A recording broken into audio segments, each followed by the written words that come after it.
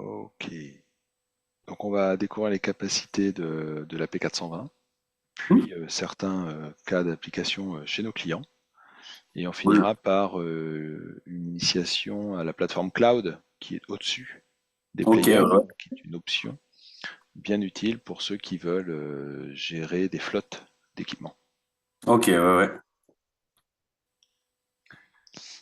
Ok, donc la P420, c'est ce boîtier sur une hauteur de 1U qui est rackable. C'est un Ok, lecteur audio qui embarque dans ses pages web un calendrier intuitif pour la diffusion de musique et de messages. ok. Tout est embarqué dans la page web.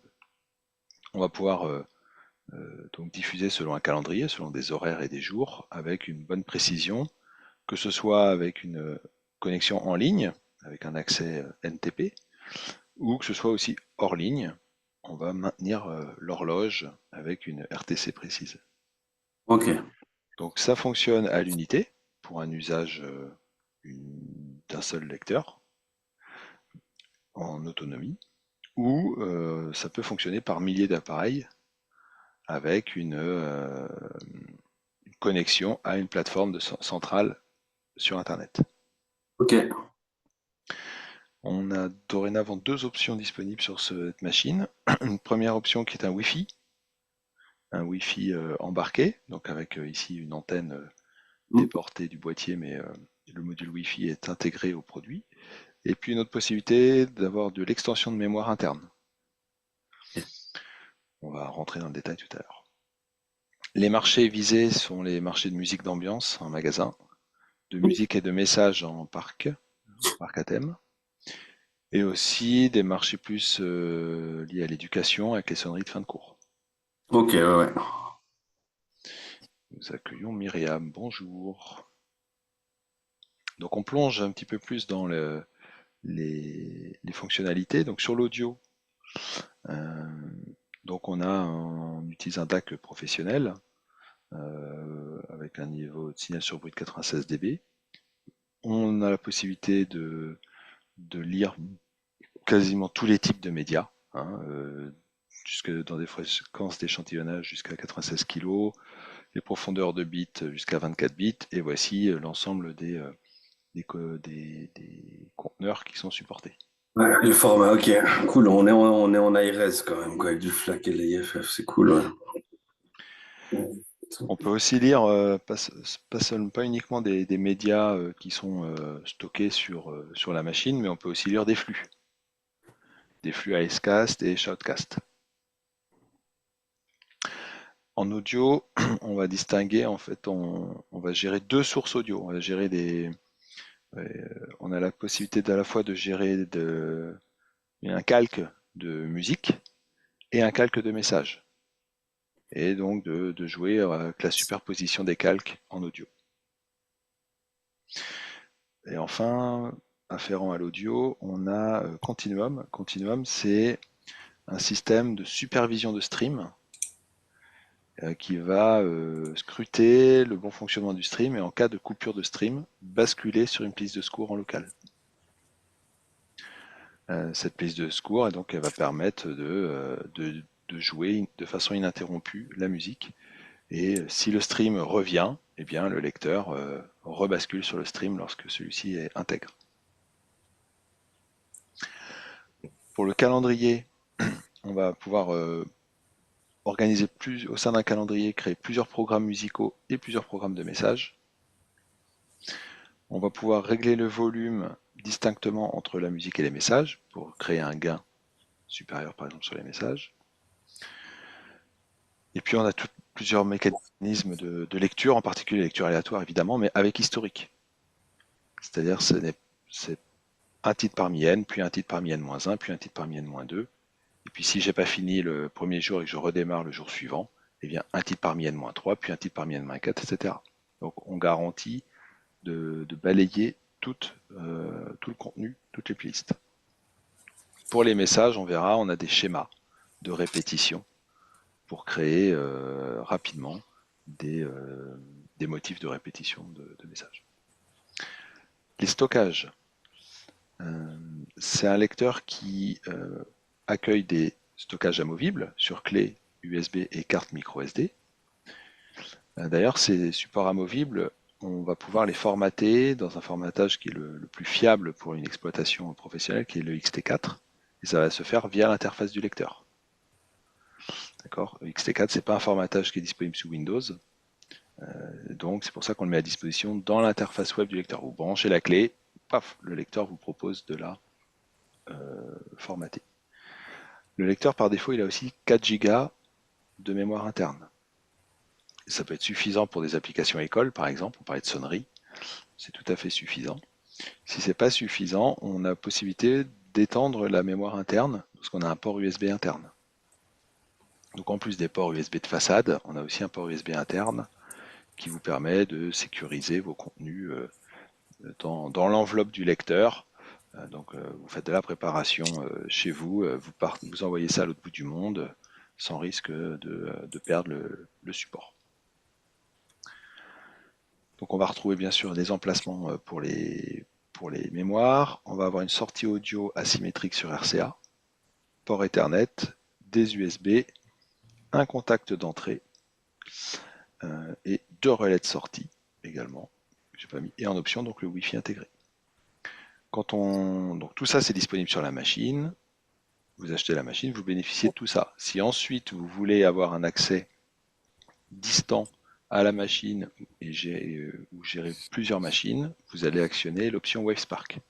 Pour de la gestion de flotte, configuration, contrôle de tous les lecteurs, un stockage illimité de votre médiathèque sur le cloud, la gestion cette fois de plusieurs calendriers, on peut gérer différemment en fonction des régions du monde, par exemple. On aura de la normalisation audio automatisée, comme on peut le faire sur des plateformes de stream ou selon les normes en vigueur dans le monde de la radio. La possibilité d'éditer des rapports de diffusion, ça c'est pour faire les déclarations aux autorités dans chaque pays par exemple. Bien sûr avec le cloud, les mises à jour de sécurité constamment. Et puis vous accédez à un point qui est important, c'est que cette connexion entre le cloud et le lecteur elle est sécurisée. Et donc vous n'avez pas besoin de déployer des VPN localement sur chaque machine qui pourraient créer des failles de sécurité qui pourraient être refusées par les DSI de vos clients.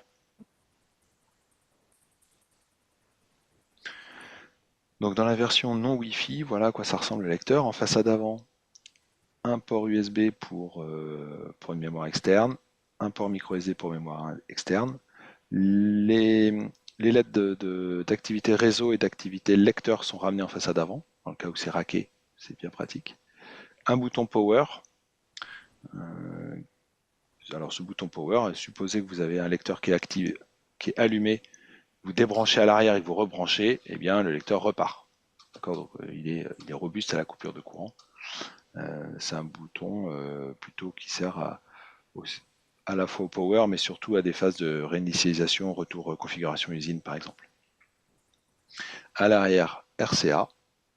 On a 2 relais de sortie. Ça va vous permettre, par exemple, lorsque vous envoyez des messages, de commuter les relais pour prendre une priorité sur un ampli. Un contact d'entrée pour lequel le logiciel n'est pas encore disponible. La partie événementielle n'est pas disponible. Seule la partie calendaire tourne aujourd'hui sur lecteur, mais là on s'affaire. On est en phase de maquettage sur l'aspect interactif et événementiel du lecteur. Le port USB, le port Ethernet, un deuxième port USB, une alim déportée 9-24 volts qui supporte également le 24 volts si vous avez des installations des sonos de sécurité, par exemple sur batterie, qui peuvent fonctionner en 24 volts. On va aller voir l'interface, puisque l'expérience, elle est, comme je disais, elle est full web. Donc on va aller se mettre sur un lecteur.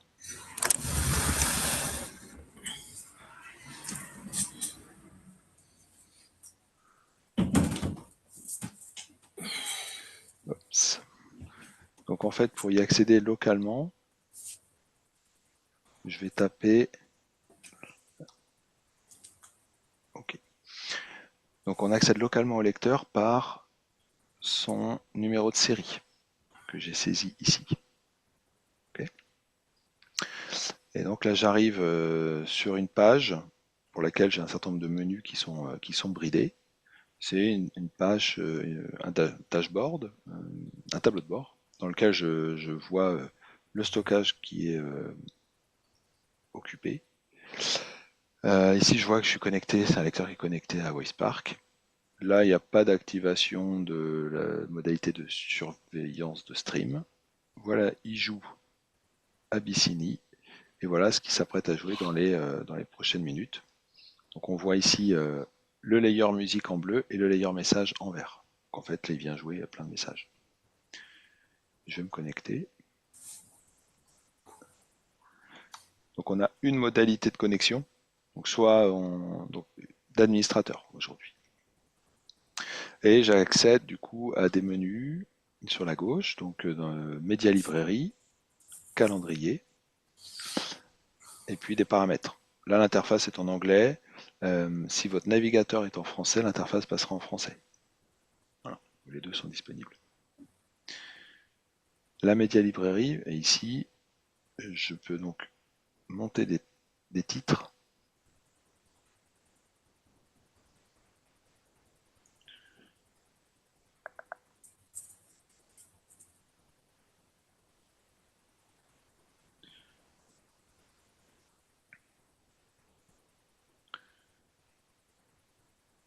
Voilà, donc on va monter les titres dans l'interface.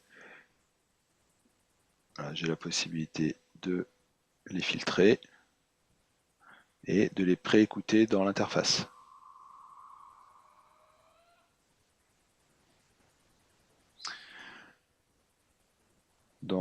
J'ai une petite bulle info dans laquelle là, je vois que je peux les affecter à une playlist ou les effacer.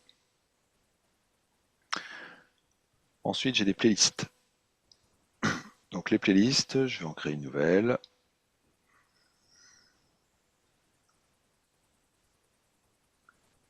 Voilà, webinar. Donc là, je vais, trois petits points, éditer la playlist. Et ici, je vais pouvoir ajouter des musiques que j'ai précédemment chargées dans les tracks. Par exemple. Ok. Une fois que je suis dans la playlist, je peux réagencer mes titres. Ok, donc ça c'est pour les playlists, basiquement. Et puis enfin, j'ai des web radios. Donc je peux déclarer des web radios. Alors, ici, on va exploiter des streams qui sont libres et gratuits. Il n'y a pas de clé de cryptage sur ces streams-là. C'est vraiment des streams gratuits. Un cas classique, c'est de vouloir récupérer l'URL locale. Donc ici, par exemple, il y a des annuaires. Il y a il y a des annuaires qui permettent de trouver les streams. Voilà, hop là j'ai FIP. Hop, CTRL C, CTRL V. Une fois que j'ai ce stream, je peux l'essayer. Donc il marche bien. Et s'il est coupé, eh bien je bascule sur une playlist de secours. Ainsi, on a préparé nos médias. D'accord, média librairie, les tracks, et donc les titres qui nourrissent les playlists, et puis ensuite des web radios qui peuvent être déclarés. Maintenant, je vais pouvoir créer un calendrier. Celui-là, il est déjà bien rempli.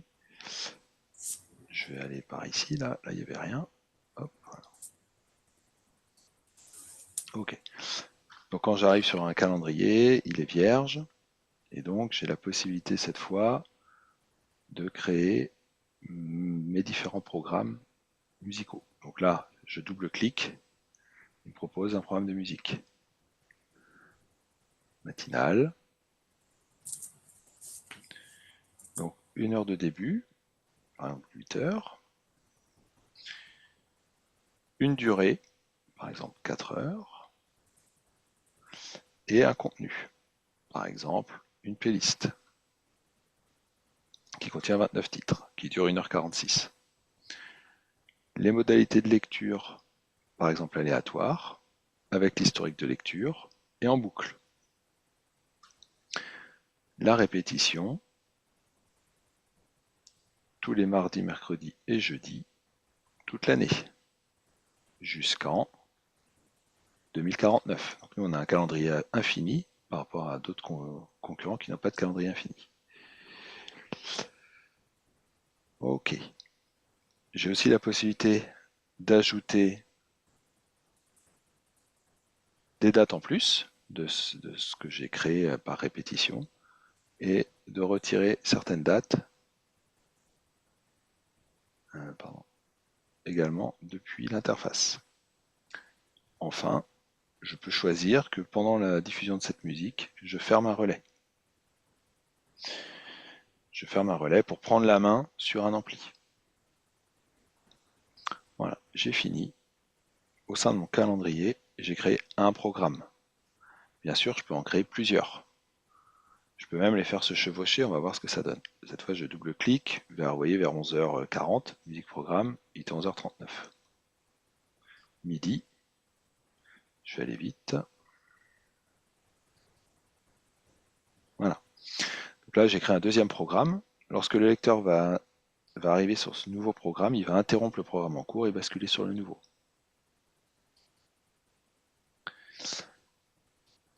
Et ainsi, je vais pouvoir nourrir mon calendrier de plusieurs programmes de musique. Reste à créer maintenant un programme de message. À 8h, par exemple, je veux un message d'ouverture. Cette fois, ça pourrait être un seul titre, mais ça pourrait être aussi une playlist. On peut envisager des playlists de messages. Mais là, donc je vais le faire. Si j'ai une playlist de messages, je vais peut-être pas les lire en aléatoire. Là, j'ai peut-être envie d'avoir une séquence. Je vais, bien sûr, l'historique de lecture, je vais le garder. Et le nombre de titres, cette fois, je peux lui dire, OK, au sein de cette playlist, c'est pas les 29 que tu joues, c'est 2. Et puis, bah, je le répète tous les jours, toute l'année. OK, donc là, il va pas faire grand, ça va pas être forcément très intéressant, mais au sein des 29 titres que j'ai choisis, là, il va en jouer 2. Là, il va en jouer 2. Là, il va en jouer 2, etc. Je pourrais changer un petit peu la répétition, parce que finalement, cette playlist, c'est une playlist de messages promotionnels ou Covid ou de confort. Donc en fait, ce que je veux, c'est que ça joue pendant 10 heures, toutes les 15 minutes. Voilà. Et là, cette fois, je vais en jouer 2, 2, 2, 2, etc. Jusqu'à aller au 30, et puis après, je vais recommencer. OK? Donc le calendrier, il est simple à opérer et il est très puissant. Vous allez vraiment pouvoir bâtir beaucoup de scénarios de diffusion de musique et de messages. L'intérêt quand vous, au sein d'un programme, lorsque vous appelez non pas une tracks mais une playlist, et que vous mettez à jour votre playlist, eh bien, le lendemain, au prochain appel du programme, la playlist ayant été mise à jour, le programme se met à jour, puisque la playlist est appelée dans le programme.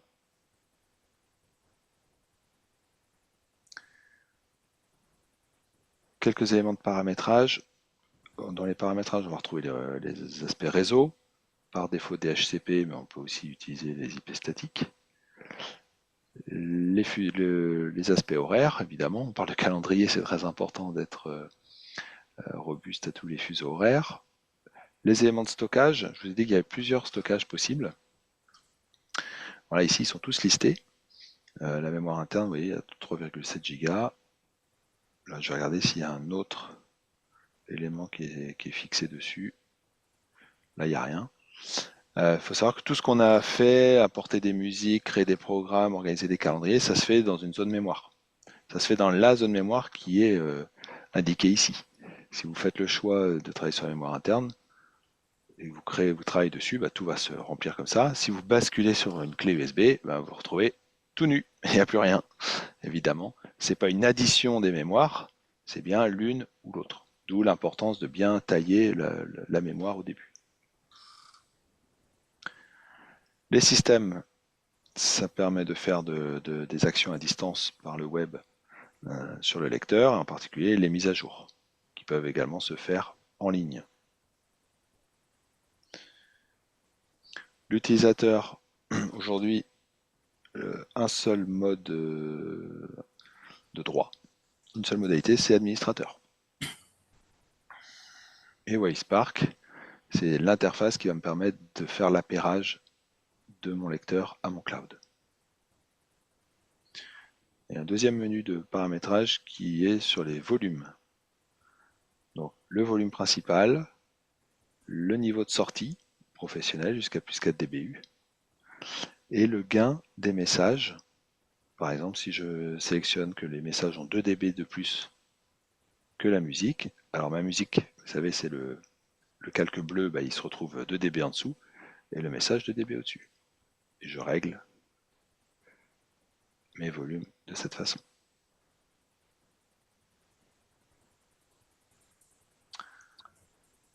Voilà pour l'interface. Et je vais pouvoir prendre quelques questions, puisque voilà, c'est l'heure des questions. Bonjour à ceux qui sont arrivés. Frédéric, bonjour.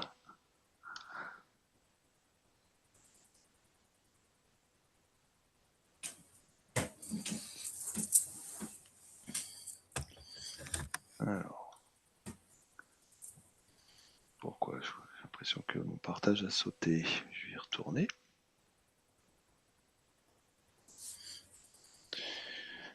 Alors, est-ce qu'il y a des questions? Moi, j'ai juste une question au niveau de la superposition des calques deux fois. Il y a une possibilité d'augmenter ça, d'avoir plusieurs fichiers audio qui se superposent, plus que deux, ou bien on est vraiment limité à ça? Aujourd'hui, on est limité à deux, Ok, à enfin, un programme musical qui se superpose avec un programme de message. ok, ouais, ouais, Plus ça marche. parler de programme que de track, Ouais, parce que ok, les de tracks sont programme, dans les ouais. programmes. C'est Ok, bien, c'est bien un programme.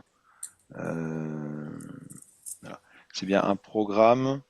Ici, par exemple, là, j'ai deux programmes qui superposent, mais en fait, dans la vraie vie, il n'y en a qu'un qui est joué. ouais, ouais, Et ok, le volume, alors, il y a un fade au zéro pour la musique, pour laisser passer le message. ok, Et ouais. après, il y a un fade out enfin, il y a un Non, fade in ça de la marche pas, c'est musique. pas ça. Ok, Ok. ça marche. Et il y a la possibilité de faire des déclenchements manuels avec une console MIDI ou quelque chose. Alors aujourd'hui, le mode, les interactivités ne sont pas actionnées sur le lecteur. Ouais, On a aujourd'hui d'autres lecteurs pour faire du déclenchement par réseau, ouais, ok. MIDI ou autre. La P420, c'est le prochain sur la liste qui se verra augmenter des capacités d'interactivité sur Ouais, contact d'entrée, sur télécommande web, sur télécommande réseau également. ok. Là, on est à Ça l'état va, parce que de maquette. j'ai pas mal de projets sur lesquels je travaille maintenant, puis j'essaie de chercher la solution la plus adéquate. Je travaille pas mal sur des escape games où il y a du coup plusieurs salles avec des univers musicaux différents dans chaque pièce. Et le but, c'est que j'ai un seul maître de jeu qui puisse envoyer Mhm. les bandes audio aux différents endroits de manière facile, sans Ouais. que ça soit quelqu'un qui a un brevet fédéral en son. On Voilà. pourra rester en ligne à l'issue du webinaire et explorer Ouais, les autres lecteurs ça roule. interactifs qui vont permettre certainement de faire ça, Kevin. Ouais, On va voir ça ça juste après. marche, je fais ça. Ouais. Frédéric, est-ce que vous aviez des questions?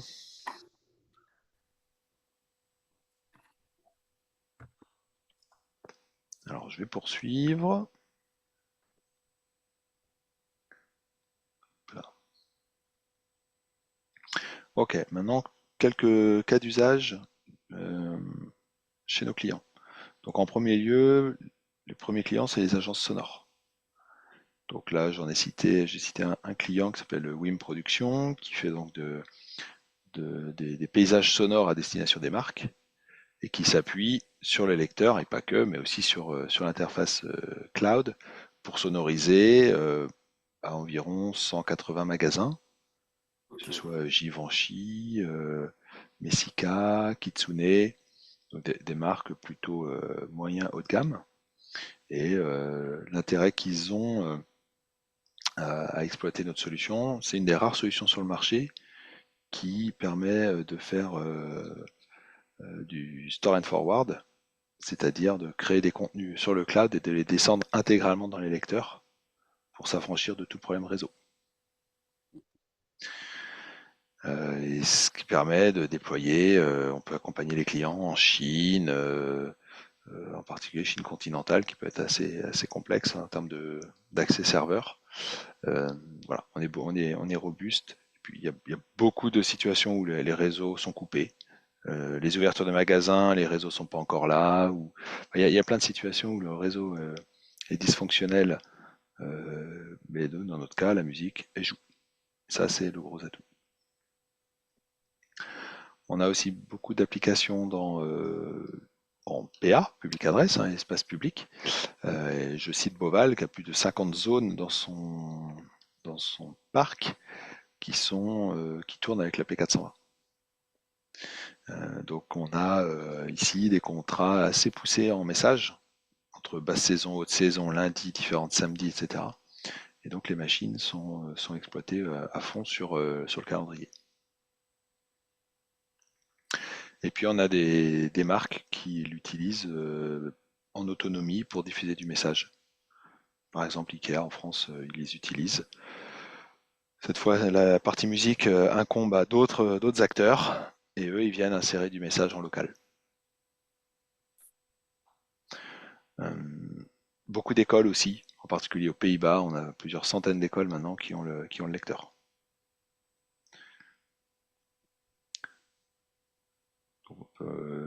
Donc, faut penser, c'est vrai que Kevin, là, quand on parle d'escape game, on est moins dans l'automation, dans le côté calendrier. La puissance du calendrier n'est pas forcément un atout en escape game. Donc, on va plutôt penser à des marchés où le calendrier est important. Donc, les écoles, là, on a aussi pas mal de choses dans les usines. Sur les coupures, les breaks, les messages en période estivale aussi, changer les horaires parce que l'été, la pause, elle est déplacée, et les horaires se changent parce que il fait chaud. Donc il faut facilement agir sur le calendrier.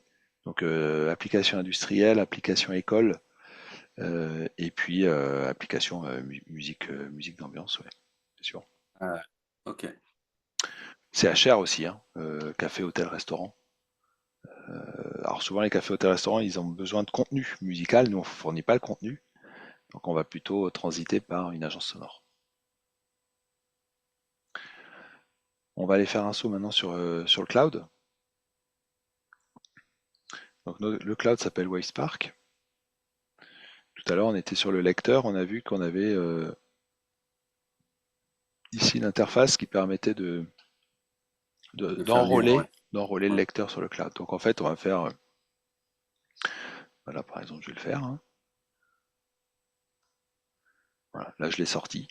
Je l'ai sorti de mon cloud qui est tac tac tac, c'est 200,056. Ah, alors, on va y aller. Je vais le mettre chez moi.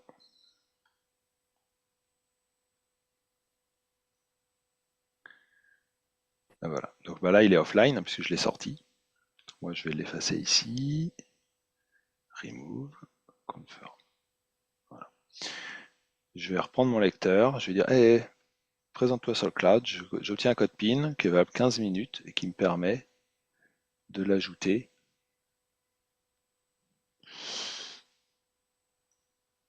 dans mon cloud. Tac, voilà. Tout simple.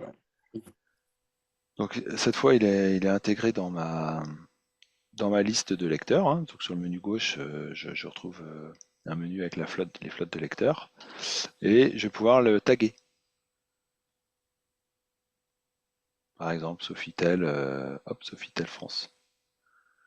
Le fait de le taguer, ça me permet ensuite, quand j'utilise je peux ajouter plusieurs tags, et quand j'utilise la barre de recherche, eh bien, je vais pouvoir travailler sur des sous-groupes. Ok.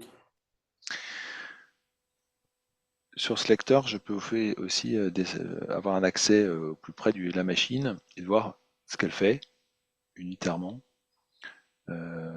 éventuellement reconfigurer son fuseau horaire si la machine a bougé de région. Changer le mode de stockage.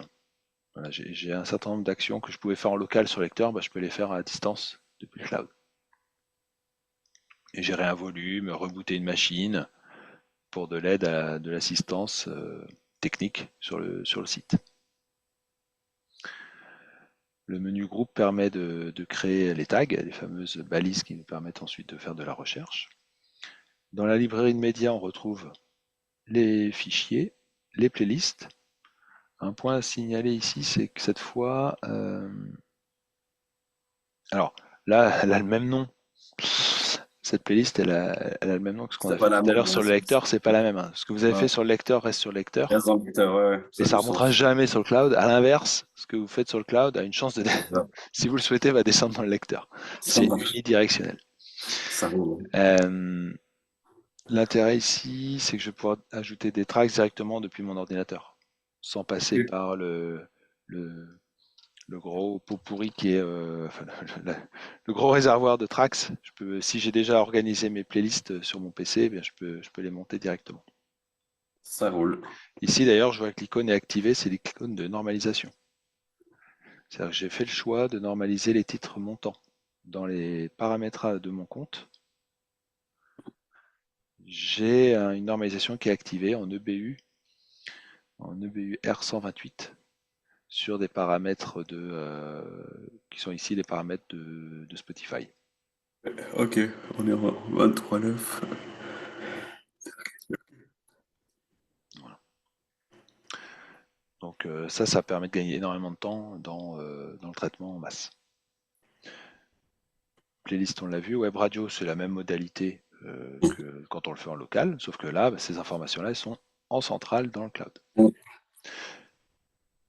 Maintenant, on va aller voir les projets. En fait, les projets, ce qu'on appelle un calendrier au sein pour un lecteur, quelque part, c'est une infinité de calendriers dans le cloud. On appelle ça des projets. Et donc, par exemple, je vais retrouver le projet Lacoste. Et là, on retrouve l'interface qu'on connaît bien maintenant, avec ici des tracks, des programmes et des programmes de musique et des programmes Message, de ouais. montage. D'accord. Si j'ai un projet, ici, je peux dupliquer les projets pour aller vite.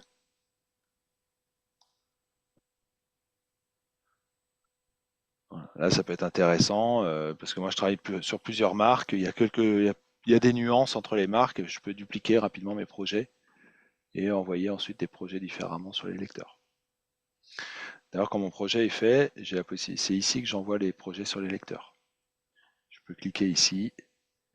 Je lui demande de télécharger maintenant et de publier, par exemple, que demain, le projet Lacoste hiver. Ok.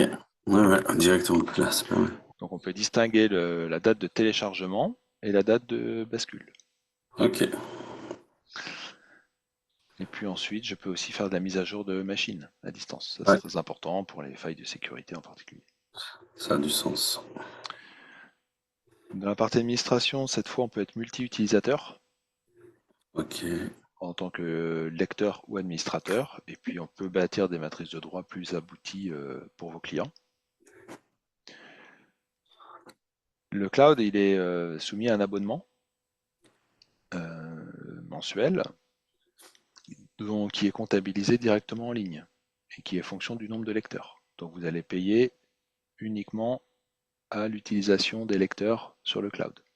Ouais, Donc, quand vous enrôlez un lecteur, vous avez la possibilité, voilà, ici il est actif, vous pouvez l'enrôler sans qu'il soit actif et après vous les activez pour 1 ou 12 mois. Donc, vous pouvez faire de l'événementiel, ok. fête de village, donc c'est 1 mois par exemple, ou Ouais. sinon 12 mois.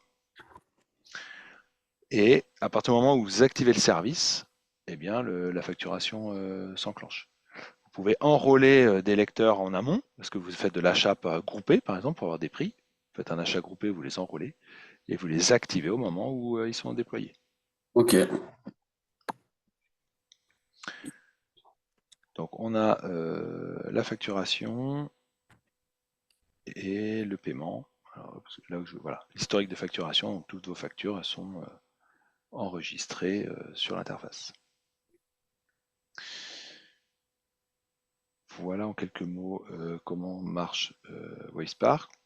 On a donc deux modalités, on a deux abonnements dans Wayspark.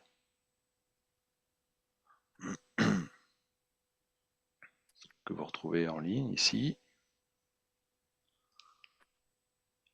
Hop, voilà. Donc on a en prix public, on a une modalité standard où on va retrouver la gestion des lecteurs, le stockage des titres, des web radios, des messages, les calendriers, un support téléphonique du lundi au vendredi. Et en pro, on va en plus avoir Le tagging, ok. du tagging qui va bientôt arriver, les rapports de diffusion dont je parlais, la normalisation audio automatisée, du support étendu, du ticketing pour avoir ensuite édité des rapports trimestriels de performance pour montrer les taux de service, les taux de retour de bugs ou de traitement des anomalies.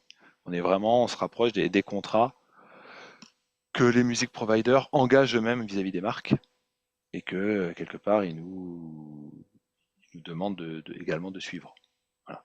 S'ils s'engagent à traiter 90% des tickets sous 72 heures, il faut que nous aussi on ait en vis-à-vis qu'on montre notre capacité à être mieux encore que du coup que eux ce qu'ils ont vendu à leurs clients. Voilà pour Wayspark. Alors les gens qui étaient arrivés sont repartis. Du coup, on va finir la présentation. Quelques slides de Wayspark, j'en passe. Voilà. Sur l'internet, on retrouve la page produit, la fiche technique, et puis on va avoir dans les ressources, voilà. Dans les ressources, on a des vidéos sur YouTube et puis on a les Et ouais, manuels. tout en français. Ok, c'est Voilà, parfait. version française et version Ah bon, anglaise. Ouais, tout à fait. top. Ainsi se termine ce webinaire. Merci de l'avoir suivi et je vais prendre les questions. Du coup, je suis tout seul. Mais non, non, ça